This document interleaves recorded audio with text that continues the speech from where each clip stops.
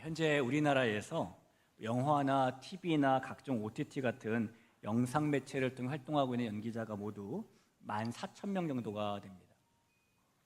또한 이 영상 매체가 아니지만은 연극이나 뮤지컬 같은 무대 위에서 활동하고 있는 연기자도 4,000명 정도가 됩니다. 이 수치는 협회에 등록된 분들만을 센 수치이기 때문에 이 등록이 안 된 연기자들까지 다 합친다면 훨씬 더 많겠죠. 정말 많은 연기자들이 연기를 하고 있는 것인데요. 혹시 여러분께서는 이런 전문 연기자가 배역을 맡고 대본을 받았을 때 가장 먼저 하는 일이 무엇인지 알고 계십니까? 이 배역을 맡은 연기자가 가장 먼저 하는 일은 대사를 외우는 것도 아니고 무대 위에 올라가는 것도 아닙니다. 그들이 가장 먼저 하는 일은 자신의 배역을 연구하는 일이에요. 이 인물의 존재 이유는 무엇인지, 연출자가 바라보는 이 인물의 역할은 무엇인지를 깊이 분석하고 이해하는 것이죠. 그래야 그 극중 인물과 완전히 동화될 수 있기 때문입니다. 만약 어떤 배우가 이런 분석함 없이 연출가의 의도도 파악하지 않고 자신이 맡은 배역의 존재 이유도 모른 채에 카메라 앞으로 나아가고 무대 위로 바로 나아간다면 이 배우는 결국 발연기를 하게 될 수밖에 없을 거예요. 결국에는 이 연출자가 의도한 극의 흐름을 깨트리게 될 것이고 작품 전체를 혼란에 빠뜨리게 되겠죠. 그런데 여러분, 자신의 역할과 존재 이유를 모른 채 소리만 지르다 내려가는 이런 안타까운 배우의 모습이 과연 방송 카메라 앞이나 무대 위에서만 일어나는 일일까요? 하나님께서는 이 세상 모든 사람의 삶을 인생이라는 거대한 연극장 위에 세우셨습니다. 그래서 우리는 누구나 매일매일 삶이라는 무대 위에 올라요.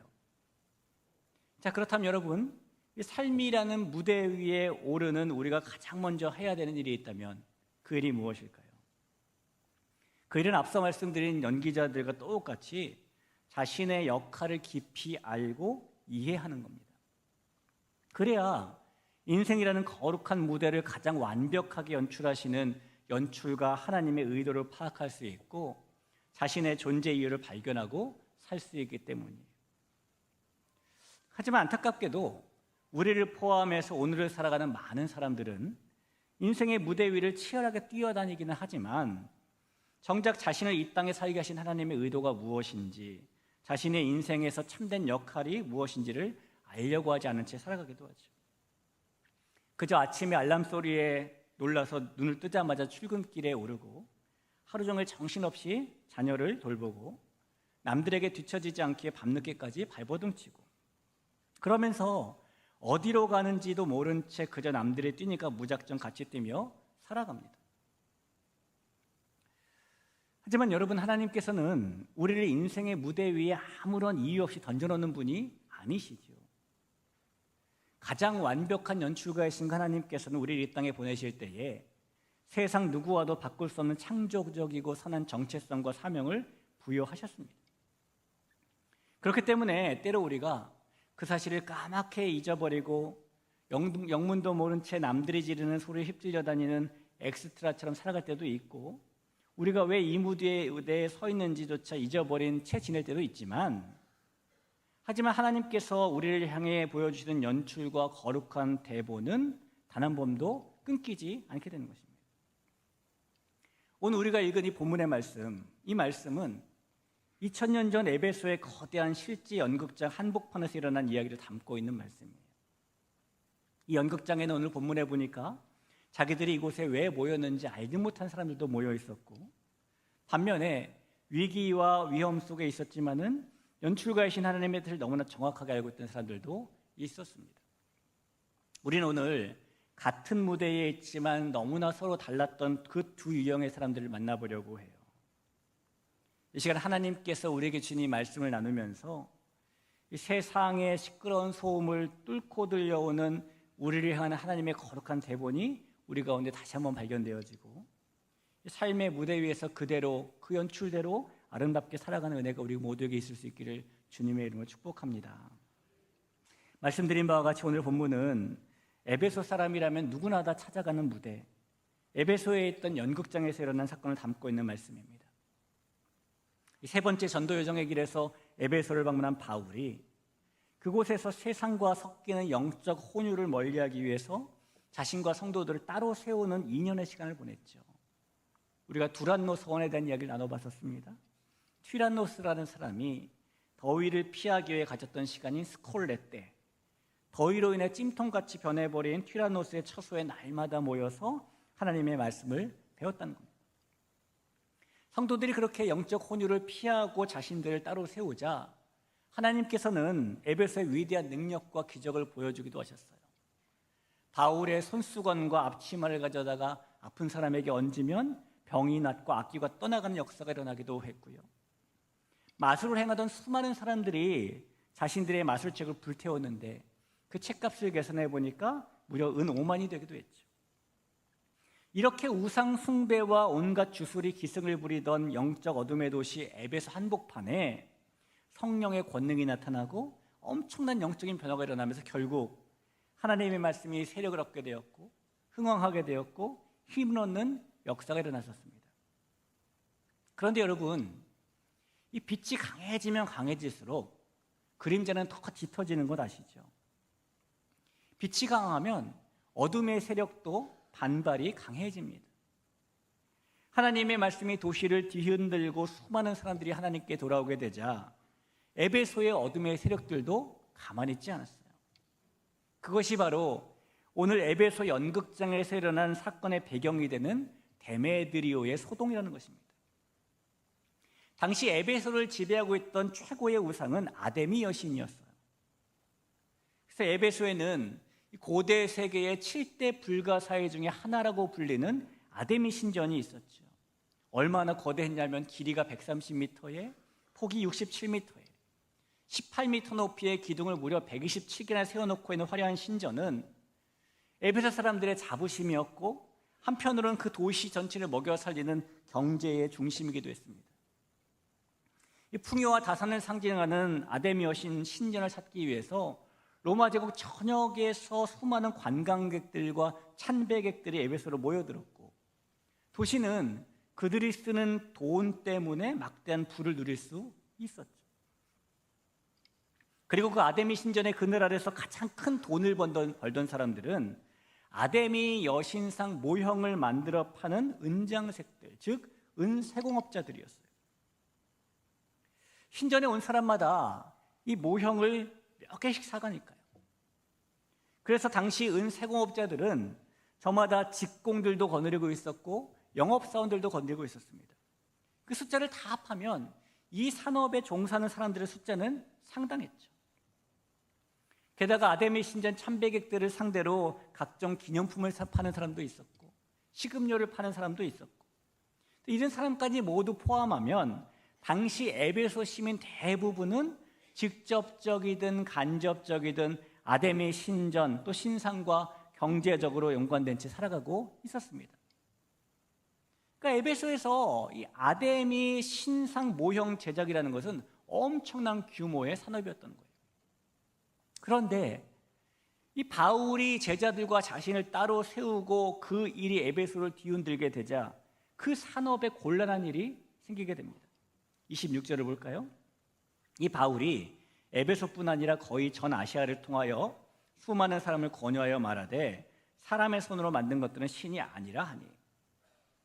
바울이 사람의 손으로 만든 것들은 신이 아니다 라고 가르치자 이 한마디에 아데미 여신상을 만들어 파는 은장색들의 매출이 급감하기 시작합니다.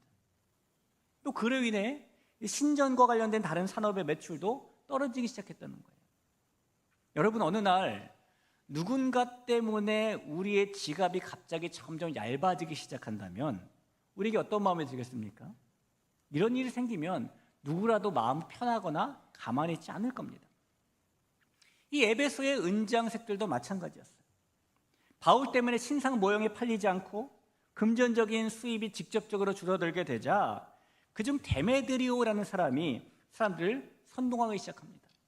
27절을 보죠. 우리의 영업이 천하여질 위험이 있을 뿐 아니라 큰 여신 아데미의 신전도 무시당하게 되고 온 아시아와 천하가 위하는 그의 위엄도 떨어질까 하노라 하더라. 그래서 그의 선동에 넘어간 에베소 사람들이 분노에 휩싸이게 되고 그들은 결국 바울과 함께 했던 사람 가이오와 아리스도거를 붙잡아서 연극장으로 끌고 갔다는 겁니다. 29절을 볼까요? 온 시내가 요란하여 바울과 같이 다니는 마게도냐 사람 가이오와 아리스도거를 붙들어 일제히 연극장으로 달려 들어가는지라. 이 도시마다 거의 하나씩 있었던 이 연극장이라는 곳은 우리가 아는 원형극장을 말하는데요, 실제로 시민들의 회의가 열리기도 했고 그 이름처럼 연극이나 공연이 상연되기도 했고 때로는 검투사들의 싸움이 벌어지기도 했던 곳이 이곳입니다. 에베소에는 규모가 작지 않은 큰 연극장이 있었어요. 무려 관람객들이 2만 5천 명이나 앉을 수 있는 그런 큰 극장이었습니다. 당시 고대 세계의 최대 규모의 연극장이었죠. 여러분, 여기서 멀지 않은 곳에 있는 고척 스카이돔이라는 야구장이 있죠. 이 야구장의 관객 좌석수가 16,700석이에요. 지금도 16,700석이면 큰 건데요, 2000년 전에 무려 2만 5천 명을 수용할 수 있는 곳이 있었다는 것은 엄청난 겁니다. 그 거대한 연극장에 가이오와 아리스도거가 끌려가게 되는 것이고 데메드리오의 선동을 받은 에베소 사람들이, 군중들이 밀물처럼 밀려든 것이죠. 여러분, 우리는 여기서 이 데메드리오의 모습을 유심히 좀 봤으면 좋겠어요. 이 데메드리오는 이 사람들을 선동하면서 위대한 아데미 여신의 위엄이라는 아주 거룩하고 명분 있는 말을 내세웠습니다. 큰 여신 아데미의 신전도 무시당하게 되었고 그의 위엄도 떨어질까 염려된다, 이런 말을 했어요. 그런데 그가 했던 이 말의 포장지를 한꺼풀 벗겨보면 이 속에는 정말 그런 마음이 있었을까는 아닙니다. 그 속에는 자신의 돈줄과 밥줄이 끊어질까 봐 두려워하는 이기적인 탐욕이 자리 잡고 있었죠. 이 사람들은요, 너나 할 것 없이 돈 앞에서 무서워집니다. 돈 앞에서 물불 가리지 않게 돼요. 그래서 돈 앞에서는 도덕이나 양심보다는 이 이익에 눈이 돌게 되고 과정이 어떻게 되든 결과를 얻기 위해서 악한 일도 서슴지 않게 되고 돈 앞에서 가족이나 친구 사이가 무너지기도 하죠. 또 오늘 이 일처럼 누군가 때문에 내 직접적인 수입이 줄어든다면 복수심까지 품게 됩니다. 데메드리오가 지금 그런 마음을 갖고 있다는 거예요. 그러나 그는 자신의 경제적인 이권을 지키는 마음을 갖고 있지만 겉으로는 거룩한 명분, 종교라는 포장지를 가져다 썼고 사람들의 불안과 분노를 자극해서 선동을 하기 시작하는 겁니다. 연기자가 자기 역할을 잃어버리면 엉뚱한 연기를 하게 되는 것처럼 사람도 하나님께서 맡기신 존재의 이유를 잃어버리면 결국 자기 욕심이 시키는 대로 살아가게 돼요. 데메드리오는 지금 그러고 있는 것입니다. 여러분, 세상이라는 무대는 항상 돈과 탐욕 그리고 두려움과 선동이라는 것으로 움직입니다. 끊임없이 거룩한 포장지, 화려한 명분을 내세울 수는 있지만 그 본질을 들여다보면 결국 세상은 자신의 이익과 탐욕을 채우기 위해 서로를 자극하고 분노하게 만들죠. 우리가 지금 그런 세상에서 인생의 무대를 살아가고 있는 거예요. 여러분, 그 세상 속에서 살고 있는 우리를 정직하게 마주해 볼 때에 우리는 과연 우리의 열심, 우리의 분노, 우리가 온 힘을 다해 집착하고 있는 모든 일들의 진짜 동기가 그 동기가 무엇인지 돌아볼 필요가 있습니다. 혹시 우리도 이 데메드리오처럼 겉으로는 하나님의 영광을 말하고 겉으로는 거룩한 명분을 내세우지만 사실 이 속을 지배하고 있는 것은 우리의 유익이 기득권이 아닌지, 잃어버릴까 봐 두려워하는 탐욕은 아닌지 돌아볼 필요가 있다는 거예요. 여러분, 우리가 하나님의 말씀대로 살아가려고 하면은 세상은 탐욕과 선동의 소리로 우리를 세상의 연극장 한복판으로 끌고 들어갑니다. 그러나 그럼에도 불구하고 세상에 던져주는 그 탐욕과 선동의 거짓 명분에 속지 않고 우리를 살게 하시는 연출과 하나님의 거룩한 말씀 앞에 변함없이 우리 자신을 정직하게 세우는 우리 모두가 되어야 될 줄로 믿습니다. 욕망에 눈이 멀어서 세상의 소리에 휩쓸려가는 삶이 아니라 오직 하나님의 거룩한 뜻만을 삶의 진정한 동기로 삼고 살아가는 우리 모두가 될 수 있기를 주님의 이름으로 간곡히 부탁을 드립니다. 자, 이런 데메드리오의 선동에 의해서 이 연극장 안에 가이오와 아리스다고가 끌려왔고 수많은 에베소 군중들로 가득 채워지게 되었어요. 그런데 여러분, 오늘 성경은 이 모인 군중들의 분노와 고함으로 가득 찬 이 연극장을 조명하면서 정말 서늘하고도 충격적인 모습 한 가지를 우리에게 증언해주고 있어요. 32절을 한번 보죠. 이렇게 써 있습니다. 사람들이 외쳐 어떤 이는 이런 말을 어떤 이는 저런 말을 하니 모인 무리가 분란하여 태반이나 어찌하여 모였는지 알지 못하더라. 사람들이 많이 모였는데 그 절반이나 되는 사람들이 왜 모였는지 모르고 모였다는 거예요. 여러분, 이 얼마나 허무하고 기가 막힌 장면입니까? 지금 2만 명이 넘는 수많은 사람들이 이 연극장을 빼곡히 메우고 있고 목이 터져라 고함을 지르고 있고 발을 구르고 있고 핏대를 세우고 있고 분노를 터뜨리고 있고, 그 분노의 소리가 얼마나 거세었던지 도시 전체가 막 흔들릴 지경이었는데, 그런데 그들 중에 절반 정도 되는 사람들이 자기들이 지금 왜 모였는지 모르고 모였다는 거예요. 옆 사람에게 물어봤겠죠. 야, 오늘 무슨 일이야? 우리 왜 모인 거야? 옆 사람이 대답했을 겁니다. 몰라. 그냥 다른 사람이 들어오니까 나도 들어온 거야. 옆 사람이 소리 지르니까 나도 지르고 있는 거야. 이랬다는 것이죠.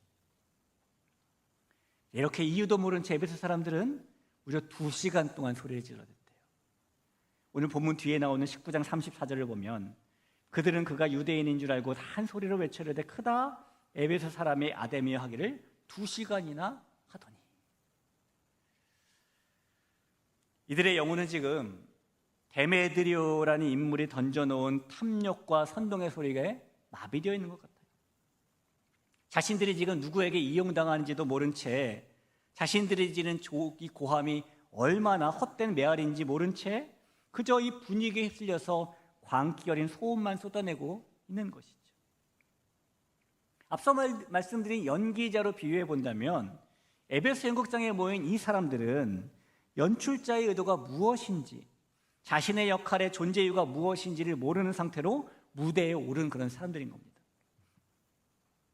그런데 성도 여러분, 에베소 연극장에 모인 이 사람들의 충격적인 모습이 때로는 오늘을 살아가는 우리에게도 나타나는 모습일 때가 있다는 게 문제입니다. 우리는 매일 아침 눈을 뜨면서부터 밤에 잠들 때까지 인생의 무대 위에서 손에 땀을 쥐으며 치열하게 뛰어다닙니다. 남들에게 뒤처지지 않기 위해서 밤을 새며 스펙을 쌓고 악착같이 돈을 모으고 남들이 사는 아파트 평수와 자동차 크기의 공식을 따라 살아가기 위해 애를 써요. 그런데 우리는 그런 우리를 보면 한편으로는 무엇을 위해서 왜 그렇게 바쁘게 뛰어다니는지 이유를 모르며 살아갈 때가 있다는 거예요. 안타깝게도 우리의 모습 속에는 우리를 이 땅이라는 무대에 세우신 연출가 창조주 하나님의 거룩한 의도는 까맣게 잊어버린 채 그저 세상이라는 연극장 안에서 세상 사람들이 지르는 소리에 휩쓸려서 자신도 모르게 이유도 없는 소리만 지르다가 내려가는 영적 엑스트라로 전락해버리는 모습이 있는 것이죠. 여러분, 사람은요, 목적을 잃어버리면 반드시 상황을 따라 살게 됩니다. 우리가 엘리베이터를 타게 되면 보통 엘리베이터 안에서 어느 쪽을 향해 몸을 돌리고 바라보고 서 있게 됩니까? 대부분 문 쪽을 바라보게 되죠. 탈 때는 분명히 벽 쪽을 보고 탔다가 뒤돌아서 문 쪽을 보고 서 있게 됩니다. 오래전에 심리학자들이 아주 흥미로운 실험을 하나 했어요. 이 사람들은 엘리베이터 안에다가 미리 몇 사람을 태워놓고 그 사람들이 평상시처럼 문 쪽을 바라보고 서 있게 만든 것이 아니라 뒤쪽을 돌아서 벽 쪽을 바라보며 서 있게 만들었어요. 그러니까 엘리베이터를 누가 타면은 사람들이 얼굴을 마주보는 것이 아니라 뒤통수를 마주보게 되는 것이죠. 그리고 엘리베이터를 작동시켰는데 이 사실을 모르는 사람들이 엘리베이터를 탈 거 아닙니까? 탄 사람들이 처음에는 너무 이상하게 생각을 해요. 다 뒤돌고 있으니까요. 놀랍게도 잠시 후에는 슬그머니 자기도 그 사람들을 따라 몸을 뒤로 돌려서 벽을 바라보고 섭니다. 누가 시킨 것도 아니에요. 뒤를 돌아서야 될 이유가 있는 것도 아닙니다. 그런데 그러는 거예요. 이 사람들은 목적과 기준을 잃어버리면 주변의 상황과 분위기를 따라 사는 것이죠. 여러분, 이 일은 영적인 존재인 성도에게도 마찬가지입니다. 성도도 하나님의 목적을 잃어버리면 세상의 상황을 붙잡게 됩니다. 그래서 인생의 거대한 무대 위에서 우리가 왜 이 자리에 서 있는지를 알지 못하고 우리를 세우신 연출가 하나님의 목적을 모른 채 살아간다는 것은 너무나 허무하고 안타까운 일이 되는 거예요. 아무리 화려해 보여도 결국 바람을 잡는 일과 똑같기 때문이겠죠. 열심히 달렸는데 도착해 보니까 내가 가려던 목적지가 아니었네라는 걸 깨닫는 순간 그 허무함은 이루 말할 수 없을 겁니다. 여러분, 이런 것처럼 우리가 인생의 무대에서 하나님의 연출 목적을 잃어버리는 순간 우리의 삶은 시끄러운 세상의 소음과 인기에 이리저리 휘둘리는 영적 허무주의에 빠져버리게 됩니다. 열매 없는 바쁨과 목적 없는 분주함 속에서 우리의 심령은 서서히 고갈돼 갈 것이고, 아무리 애쓰고 수고해도 마음 깊은 곳에 허전함과 불안은 채워지지 않을 거예요. 그렇기 때문에 성도 여러분, 오늘 우리의 발걸음이 멈추어 서야 할 곳은 세상의 시끄러운 그 줄 앞이 아니라 우리를 이 땅에 보내시고 거룩한 대본을 손에 쥐어주신 연출가 하나님 앞이 되어야 하는 것입니다. 우리 모두가 이유와 목적 없는 그 삶의 분주함을 내려놓고 우리를 향한 하나님의 목적을 다시 한번 붙들고 기억할 수 있게 되기를 간절히 소원합니다. 자, 그렇다면 성도 여러분, 그렇게 우리가 붙들고 기억해야 될 우리를 향한 하나님의 목적은 도대체 무엇일까요? 계속해서 오늘 본문을 보면은 무엇 때문인지도 모른 채 광기에 휩싸여서 2시간 동안 소리 지르던 2만 명이 넘는 군중들과는 완벽하게 대조되는 사람들이 등장하죠. 그들은 바로 그 군중들에게 잡혀 끌려 들어와 있던 가이오와 아리스다고이고, 그리고 그 소식을 듣고 광기 어린 연극장 한복판으로 뛰어들어가고자 했던 바울입니다. 30절과 31절을 보시죠. 바울이 백성 가운데로 들어가고자 하나 제자들이 말리고 또 아시아 관원 중에 바울의 친구된 어떤 이들이 그에게 통지하여 연극장에 들어가지 말라 권하더라. 바울이 연극장에 들어가려고 했는데 제자들이나 관원들이 말렸다는 거예요. 지금 에베소 연극장은 수많은 군중들이 분노에 휩싸여서 눈이 뒤집혀지고 고함을 지르고 있는 광기의 현장이죠. 수가 틀리면 언제라도 사람의 목숨을 해할 수 있을 정도로 절체절명의 위기 현장이 이곳입니다. 이 가이오와 아리스다고도 바울과 같이 다녔다는 이유 때문에 지금 붙들려와 있는 것입니다. 여러분, 만약에 바울이 그곳에 들어간다면 어떻게 될까요? 마치 불난 곳에 기름통을 들고 가는 것과 같이 위험한 일이 분명하죠. 그런데도 바울은 이 소식을 듣자마자 그 연극장 한복판으로 들어가려고 합니다. 왜 이 죽음의 위협이 기다리고 있는 연극장 한복판으로 그는 들어가려고 하고 있는 것이죠? 이 가이오와 아리스다고는 왜 순순히 잡혀간 것이죠? 이들이 무모한 사람이어서 그랬을까요? 아니면 목숨이 2개라도 돼서 그랬을까요?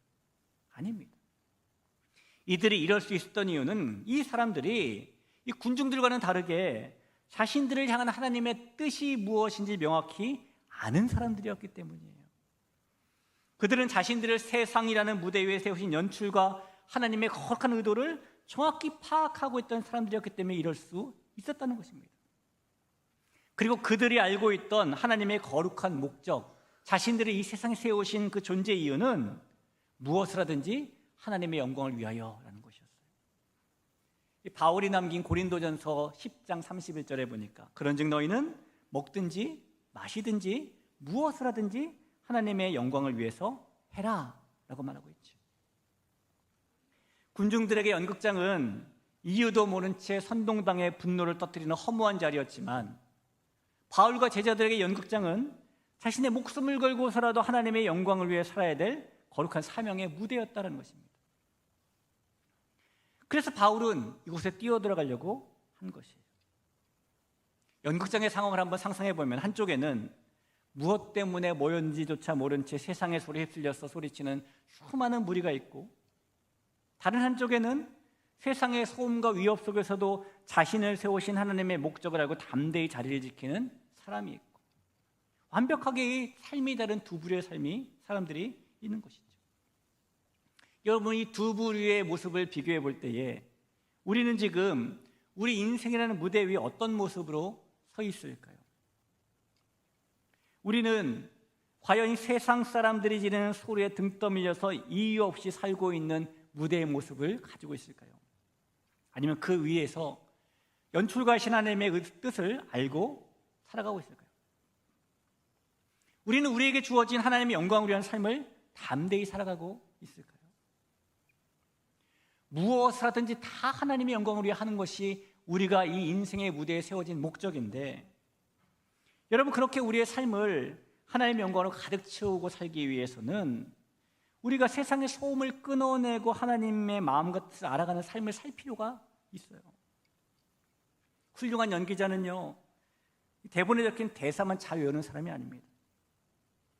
연출가가 이 장면에서 왜 이 인물을 세우는지 그 심정과 의도를 깊이 통찰해야 되죠. 마찬가지로 하나님의 영광을 위하는 성도는 자신을 향한 하나님의 선하시고 온전하신 뜻이 무엇인지 분별하고 그 마음을 깊이 통찰하는 사람이에요. 여러분, 우리가 그럼에도 불구하고 세상의 시끄러운 소리에 쉽게 동요하고 휩쓸리는 이유는 하나님의 마음과 뜻을 헤아리는 시간이 우리의 삶에서 사라졌기 때문입니다. 그래서 우리는 하나님의 영광과 전혀 상관없는 삶을 살기도 하는 거예요. 예를 들어 볼까요? 우리가 직장에서 상사에게 무시당하는 것 같은 말을 들으면 그냥 하루 종일 그 말을 붙잡고 분노에 휩쓰이죠. 우리가 나보다 누구가 더 먼저 승진했다는 말을 들으면 기쁨보다 비교하는 마음이 먼저 올라오기도 하죠. 작은 손해 하나에 잠을 이루지 못하고 사람들의 평가 한마디에 하루의 기분이 오르락내리락 하기도 합니다. 우리가 이렇게 이런 상황 속에 빠지는 이유는 우리의 귀와 우리의 마음이 하나님의 음성보다 세상의 소리를 더 크게 듣고 있기 때문일지도 모른다는 거예요. 그렇기 때문에 성도인 우리는 하나님께서 주신 말씀을 통해서, 하나님의 뜻을 품는 기도를 통해서, 하나님과 동행하는 삶을 통해서 날마다 하나님의 마음과 뜻을 깊이 알아가는 삶의 무대 위에서의 삶을 살아가야 된다는 것입니다. 그러므로 사랑하는 성도 여러분, 오늘 이 시간에 우리가 세상의 시끄러운 소음으로부터 우리의 마음을 닫는, 그리고 우리를 향한 하나님의 마음에 집중하는 그런 결단을 한번 해봤으면 좋겠어요. 하루에 단 10분이라도 좋으니 아침에 눈을 떠서 세상의 뉴스를 켜기 전에 하나님, 오늘 내가 서야 될 자리에서 하나님의 마음을 품어야 될 것은 무엇일까요? 오늘 내가 어떤 선택을 해야 하나님께서 기뻐하실까요? 하나님 뜻 앞에 먼저 서는 결단이 우리에게 있었으면 좋겠습니다. 우리에게 그렇게 세상의 소리를 차단하고 하나님의 음성에 귀 기울이는 멈춤의 시간이 있을 때에 우리는 세상의 상황에 휩쓸리는 영적 엑스트라가 아니라 하나님의 영광을 드러내는 주연 배우로 살아가게 될 것을 믿으시길 바랍니다. 또한 여러분, 우리는 이 삶의 무대를 하나님의 영광으로 채우고 살기 위해서 우리에게 주어진 각자의 삶의 자리를 하나님의 관점을 해석하는 삶을 살 필요도 있어요. 우리 모두에게 주어진 삶의 자리는 다 다양하죠. 어떤 분에게는 직장인이나 사업가라는 자리, 어떤 분에게는 가정주부라는 자리, 어떤 분에게는 부모라는 자리, 어떤 분에게는 자녀라는 자리, 다 다른 자리가 주어졌습니다. 그리고 그 자리를 하나님의 관점으로 해석할 때에 우리가 있는 생업의 현장은 단순히 돈만 버는 생계 현장이 아니라 하나님의 정의와 사랑을 보여줄 수 있는 무대로 변할 수 있는 것이고, 우리가 섬기는 가정은 단순히 자녀를 키우는 고단한 양육의 장소가 아니라 하나님의 은혜와 축복을 전수하는 거룩한 무대가 될 수 있는 것이에요. 여러분, 이렇게 성도는 자신을 지금 이 자리에 세우신 하나님의 거룩한 연출의 의도를 붙들어야 하는 것입니다. 때로 우리가 서 있는 이 자리가 지겹기도 하고 지극히 평범해 보이기도 하고 남들에게 주목받지 못하는 그늘진 자리처럼 느껴질지 몰라도 아니에요. 연출가이신 하나님께서 바로 그 자리에서 이뤄야 될 거룩한 뜻이 있기 때문에 저와 여러분을 그곳에 세우신 것이기 때문입니다. 그러므로 여러분, 오늘 우리 자신의 삶의 현장을 하나님의 영광을 드러낼 거룩한 무대로 해석해 보시길 바랍니다. 맡겨진 그 작은 자리에서 하나님의 사랑을 표현하고 은혜의 서사를 읊조리고 하나님께서 맡기신 그 자리를 하나님의 영광을 위한 무대로 삼는 귀한 사람들이 우리 모두가 될 수 있기를 간절히 소원합니다. 그럴 때 우리가 그렇게 날마다 하나님의 뜻과 마음을 깊이 알아가고 삶의 무대를 하나님의 관점으로 해석하고 살 때 무엇을 하든지 하나님의 영광을 위하는 은혜가 우리 가운데 있게 됨을 믿으시길 간절히 축복합니다. 사랑하는 성도 여러분, 이 무대 위에 서는 연기자에게 가장 영광스러운 순간은 연극이 다 끝난 후에 연출가로부터 칭찬 들을 때 아닐까요? 그럴 때 관객들의 박수도 더 커지는 거겠죠. 이 극이 끝나면 배우들은 다 분장을 지우게 됩니다. 이 분장을 지운 모습들 속에서는 누가 어떤 배역을 맡았는지 드러나 보이지는 않아요. 대신 그럼에도 불구하고 그 모습 속에 여전히 남아있는 것은 누가 얼마나 연출가가 맡긴 역할을 충실히 표현했는가, 이건 남아있게 되죠. 여러분, 우리도 마찬가지입니다. 여기 있는 우리 모두에게는 언젠가 인생이라는 무대에 막이 내려지고 화려한 조명이 꺼지는 날이 오게 됩니다. 그리고 인생 무대 위에 연극이 끝나고 나면 그날에 우리는 세상 사람들의 환호가 아니라 우리 인생의 거룩한 연출가이신 하나님 앞에 서게 될 것인데요, 우리 인생의 무대가 끝나는 날 하나님께서는 너는 얼마나 큰 역할을 맡았느냐를 묻지 않으십니다. 우리가 사람들 앞에서 얼마나 많은 박수를 받았는지도 묻지 않으실 거예요.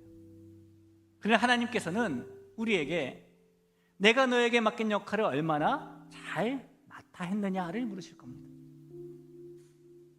성도 여러분, 그때에 하나님 앞에 서서 하나님, 제가 세상 소리에 휩쓸리지 않고 주님의 뜻을 붙들었고 삶의 자리에서 하나님의 영광을 위해 살다 왔습니다라고 고백할 수 있는 우리 모두가 될 수 있기를 간절히 소원합니다.